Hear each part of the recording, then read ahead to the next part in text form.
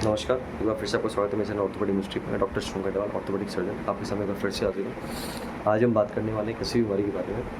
काफ़ी ज़्यादा लेडीज़ में ज़्यादा देखने को पाई जाती है, हालांकि जेंट्स में भी हो सकती है, मेल्स में भी हो सकती है, पर लेडीज़ में ज़्यादा देखने को पाई जाती है। और खासकर अगर आपको शुगर, बीपी है, शुगर, थायराइड आपको है, तो उसमें आपको ज़रूर देखने को मिल सकती है।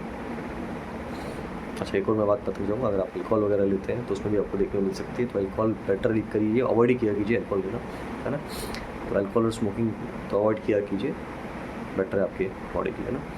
तो क्या आज टॉपिक बात करने वाले हैं, आज का टॉपिक होने वाला है, आज के टॉपिक में ये होने वाला है कि जो अच्छा, एक वीडियो मैंने लास्ट टाइम बनाया था, टकने पे कोई भी दर्द हो तो उसको कैसे मैनेज करें, वो आपने देखा है, बहुत अच्छा रिस्पॉन्स रहा है उस पर मेरे को। तो आज ये मेरे हिसाब से दूसरा वीडियो होने वाला है टकने के लिए। उसमें मैंने टकने की बहुत सारी बीमारियाँ बोली थी और मैंने कहा भी था कि एक एक करके सबको एक्सप्लेन करूँगा। तो आज वही बारी है हमारे पास। आज का जो कंटेंट होने वाला है, आज का जो बीमारी होने वाली है, उसमें ऐसे ही टखने पे दर्द होता है, टखने के आसपास, टखने के नीचे तक दर्द जाता है वो, ठीक है। और टखने के नीचे दर्द जाता है और वो टखने का दर्द हमें मोस्टली सुबह उठ के देखने को मिलेगा। शाम होते होते वो दर्द रुक जाता है, कम हो जाता है, लेकिन सुबह वो दर्द सुबह होते बढ़ जाता है। पैटर्न रह सकती है टखने में। और टखने के, मान लीजिए टकना है आपका, ये टकना है, ये टकने वाला जॉइंट, एग्जाम्पल दे रहा हूँ ना, ये एग्जाम्पल के माध्यम से समझा रहा हूँ इसमें, ये टकना नहीं, सपोज़ ये टकना है, तो ये मान लीजिए टकना है और आगे ये आपका पंजा है। पंजे के नीचे की साइड जो है, ये दर्द यहाँ से टकने से होकर पंजे के नीचे तक जाता है और इसी बीमारी को हम कहते हैं प्लांटर fasciitis। ठीक है, आपने सुना होगा, आपने जाना होगा, आपको कई बार डायग्नोस भी किया गया होगा। आप इसको आगे आपके हो सकता है पहले से प्लांटर fasciitis हो, बहुत लोग आराम आ भी जाता है, बहुत लोग आराम नहीं भी आता है, किसी को 6 महीने में आराम आता है, किसी को 2 महीने में आराम आता है, किसी को साल भर भी लग जाता है। वेराइड ऑफ प्रेजेंटेशन से, बहुत तरह तरह की प्रेजेंटेशन इसकी होती है पेशेंटों में।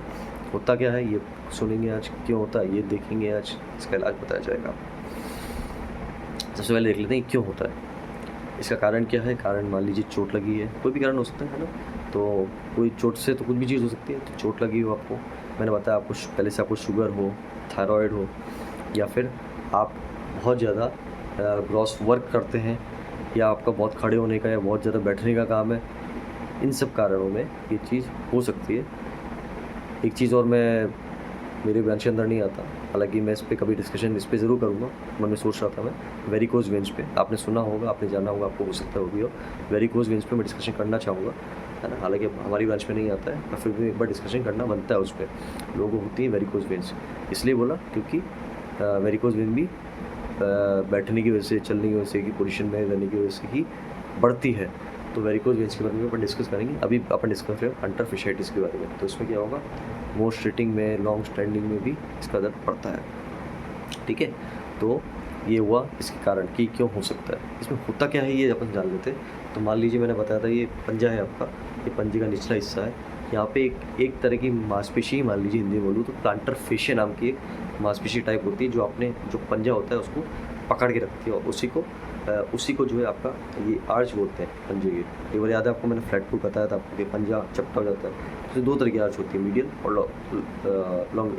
और लेटरल, ठीक है, मीडियल और लेटरल, अंदर की और बाहर की। तो ये अंदर और बाहर की जो आर्च जो संभालने वाला जो रस्सी होती है उसका नाम होता है प्लांटर फेशिया।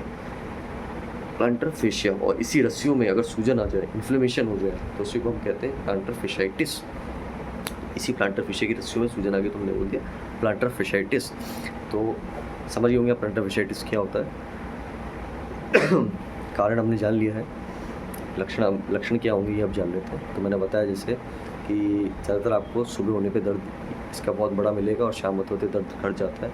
एक्टिविटी यानी कि कुछ भी करते वक्त आपका दर्द बढ़ जाएगा और रेस्ट करने पे आपका दर्द हो सकता है कम हो जाए, ठीक है। उसके अलावा क्या रहेगा, सूजन आएगी, टखने की साइड दर्द रहेगा, सूजन आएगी, और आपको चलने में दिक्कत आएगी, है ना। चलने में आपको चला नहीं जाएगा, वजन आपको रखा नहीं जाएगा। तो ये 2-4 दिक्कतें आपको हो सकती है, ठीक है।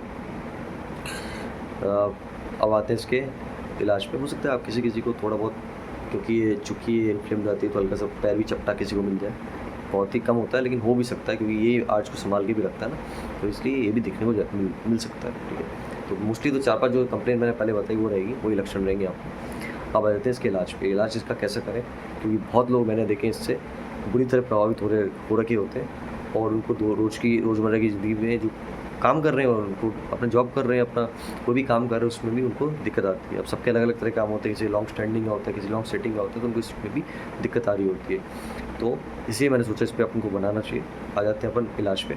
इलाज में घरेलू इलाज क्या रहेगा बता रखा है मैंने, दर्द की दवाई लेना, सूजन कम करने की दवाई लेना, और खासकर ये प्लांटर fasciitis के लिए नीचे पंजा करके, ऊपर पंजा करके, अंदर पंजा करके और बाहर पंजा करके, ये 4 तरह का कसरत होती है प्लांटर fasciitis के लिए, जिसको हम प्लांटर स्ट्रेचेस बोलते हैं। तो ये आप कर सकते हो, आगे अंदर, इधर अंदर और इधर बाहर, ठीक है। पीछे से ऐसा उठाया, पीछे से लगाया, तो ये प्लांटर स्ट्रेचेस होते हैं, ये आप कर सकते हो। इससे आपको बहुत ही आराम देखने को मिलेगा। इसके अलावा आप क्या कर सकते हो, जो मैंने बता रखा, सेक कर सकते हो, गर्म पानी ठंडे पानी का सेक आप कर सकते हो, उससे भी आपको आराम मिलेगा। उसके अलावा क्या करेंगे, अगर मेरे पास आ रहे हो तो मैं क्या इलाज करूँगा, तो उसमें आपको जैसे कि आप सूजन कम करने की और दर्द की दवाई होती है वो अपन देंगे कुछ टाइम के लिए, देखें। अगर आप पहले आपने ले लिया तो फिर अपन नहीं रिपीट करेंगे उसको, अगर आप नहीं लिए तो अपन उसको रिपीट करेंगे। उसके बाद अपन क्या कर सकते हैं, क्या इसमें एक्सरे का कुछ काम है डॉक्टर साहब? नहीं, एक्सरे का कोई रोल नहीं होता इसमें सर। MRI का कोई रोल है? बिल्कुल MRI का रोल हो सकता है। हम हो सकता है स्टार्टिंग में MRI ना कराएं, फिर बाद में चल के हमको लगता है कि मांसपेशी कोई फटा हुआ आ गया, अगर प्लांटर fascia कहीं से फट गया तो हम हो सकता है कराएं, वरना कराने की कोई ज़रूरत नहीं है इसमें। हमारे इसमें कुछ भी जांच कराने की आपको कोई ज़रूरत नहीं है, ठीक है। बस आपको इलाज देंगे। इलाज में और क्या हो सकता है, ज़्यादा आपको मैं लास्ट में बताया था, इंजेक्शन देते हैं, तो उस तरीके से दर्द का इंजेक्शन हम आपके इस प्लांटर fascia में जो आपकी रस्सी इसमें लगाते हैं, और इसमें आपको आराम देखने को मिल जाएगा, काफ़ी आराम आपको आ जाएगा दर्द का इंजेक्शन लगाने पर, ठीक है। और वही है कंडीशन पहले वाली कि आपको शुगर नहीं होनी चाहिए, शुगर आपकी कंट्रोल रहनी चाहिए। मेन चीज़ आती है आपको शुगर कंट्रोल रहनी चाहिए। अगर आपकी शुगर कंट्रोल है तो अपन इंजेक्शन लगाएंगे। डॉक्टर साहब कितनी बार लगा सकते हैं? 1 बार, 2 बार, 3 बार, कितनी बार? हाँ, 1 बार आराम नहीं आ रहा दूसरी बार लगाएंगे, दूसरी बार आराम तो तीसरी बार लगाएंगे, 3 बार सफिशिएंट होता है। अगर इसके बाद भी आराम नहीं आता है तो फिर सेम जैसे आपने लास्ट टाइम बताया था वैसे प्लांटर fascia का रिलीज़ होता है ना। इसको अपन रिलीज़ कर सकते हैं अपनी जगह पे। मैंने बताया था आपको लास्ट में लिगामेंट टेनोसिनोविटिस बताया था, सुनता था कि वहाँ पे रस्सी को रिलीज़ करते हैं, सेम यहाँ पे अपन रस्सी को रिलीज़ कर सकते हैं ताकि आपको आराम देखने को मिलेगा।